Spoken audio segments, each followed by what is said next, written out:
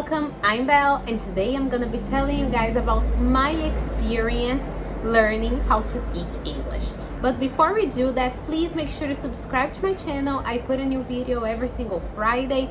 Also, turn on your post notifications and click the bell so that YouTube tells you whenever I post a video. Don't forget to give this video a big thumbs up. Go follow me on all my social medias. They will be in the description down below, especially on Instagram because I post there every single day about education. So whether you are a teacher or a student, please make sure to follow me on Instagram because again, I post there every single day. I even give free mentoring moments there, so you can have that if you're a teacher. So please make sure to do that. And without further ado, let's go right into the video. If you've been here for a while, you probably know that I've been teaching English as a second language for over 10 years now. So yeah, it's been a long time, and I started out in an English course. It was a really famous, prestigious English course here where I live, and it was really great. It opened so many doors for me, and I'm so thankful and grateful for that because it made me the teacher that I am today, and I'm so thankful for every single thing that I learned there, for every colleague that I met, and some of them are like my best friends to this day.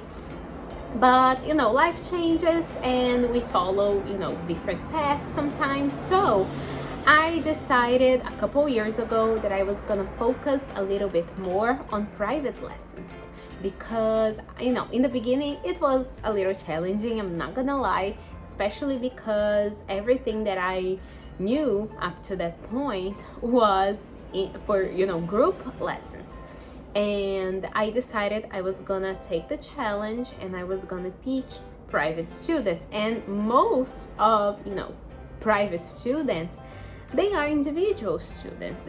Once in a while you can have a group or like a trio or a pair, but usually it's individual class. And in the beginning that was so challenging for me because everything that I knew up to that point was for groups. And in the English course, because when you work in a company you have to follow a certain pattern, you have to follow the school's methodology. And in that school they still have a great methodology, and that's what I knew because that's a school that I had spent my entire professional life. So I learned a lot, and I do take with me, I carry with me all the knowledge, and I use this knowledge every single day because, as I said before, I have over 10 years of experience, and that's something that you don't acquire overnight. So I worked for that. And even if you are my student in my course Video Material, you know that because there I teach you guys everything that I've learned during this whole time. And yeah, so make sure to check it out. Again, the link will be in the description down below. But I digress. I decided to do this and to teach private lessons. So the first day in the private lesson was interesting, to say the least, because I was so nervous, and the student that I had was so different from the students that I used to have, in my previous job. So that was challenging in itself because I was not expecting that. I was expecting the profile that I used to have. However, I don't know why I was expecting that, because if that private student had the profile of my previous students, he wouldn't be having a private lesson. He would be in an English course because that's the profile that I knew, that I was used to. So anyways, he was completely different from every single person that I knew, every single student that I knew. And that ended up being the most amazing thing. In the beginning it was scary, I'm not gonna lie, it was definitely scary, and because it was different, and I wasn't expecting that, and I wasn't used to that. So I remember that the first day I I prepared like a lesson that was very similar to the lessons that I used to teach in the course. So it didn't work out. It wasn't a disaster. I was able to finish the lesson and he liked it. But you know, when the class doesn't flow, you know, if you're a teacher, you know that. We have this feeling that sometimes the students don't notice this, but we notice this, and it's when the class doesn't flow. The class needs to flow, it needs to have a flow, and it's hard to explain if you're not in the classroom teaching. This is really hard to explain, maybe to visualize if you're not in this scenario, but it was definitely challenging and it didn't flow. The class didn't flow. I was like, okay, I need to change my methodology, and I was like, oh my god, what am I gonna do? And this is when I realized, and this is something that I taught in my course, Be the Material. This is when I realized that the methodology can change, and the methodology can you can adapt the methodology. You don't have to follow everything by the book. You can change things because students are different and methodologies are different. So you can definitely change things. And that's when I realized that students are different and different people learn in different ways. So I know that a lot of people think that, you know, the audio-lingual approach is horrible, or, you know, the PPP methodology doesn't really work, or, you know, some people have strong opinions about methodologies and approaches. But what I have to say is, don't be this person. Don't have, you know, a super strong opinion about things, because people learn in different ways. And for example, I said this before and I'm gonna say it again.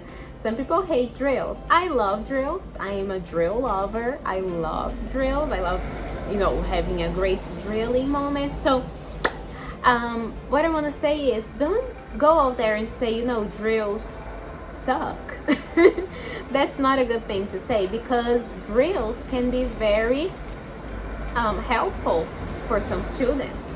They can definitely help them learn more, and this is something really interesting that I realized when I started teaching private lesson. And this is what I wanted to talk about today, because this is when I learned that I had to cater to different people and not be stuck in one mindset. And this is what I call, my friends, being resourceful, being a resourceful teacher. So this was interesting because I had to adapt to the situation. This is something that happens a lot when you're a teacher, and that definitely happened to me, and I had to adapt.